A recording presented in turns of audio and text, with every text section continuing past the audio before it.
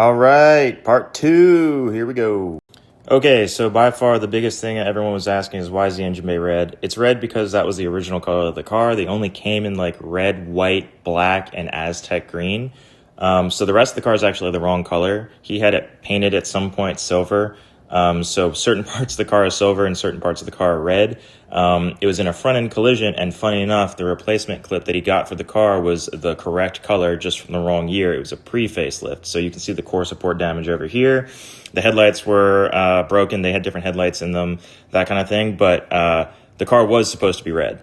So those of you that know will know, but the facelift 92 and 93 looks a lot cooler, I think, than the pre-facelift, which looks really boxy. So I found a parts car near me that was getting torn apart and went and bought the fenders and the hood and the front bumper from him. The only thing that was wrong was that this was a base model, so it said DOHC, and the B17 models had ones that said VTEC.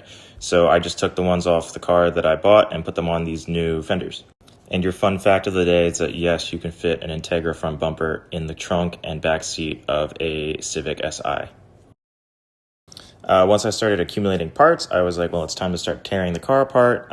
Most of the suspension and anything that was like rubber or any kind of like bushing was kind of toast because the car sat for a long time.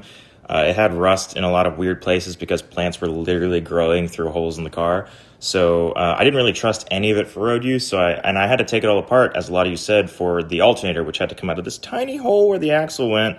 So the axle had to come out, and then the alternator dropped through the bottom. And while I was in there, I was like, well, I'm just going to replace basically everything. So I actually got really lucky and found a seller on eBay that was willing to sell me 2 front knuckles that had new-ish wheel bearings in them. And then I pressed new ball joints into both of them for the front suspension. And then started sourcing a ton of parts to replace basically everything in the front. And I'm running out of time, but I'm going to try to do an episode, I think, once a day now because I want to get you guys caught up. I've had the car for about a year and a half. And we have huge plans for it this year, so I really want to make a bunch of media that gets everyone caught up to where the car is now so I can show you what's going to happen to it this year.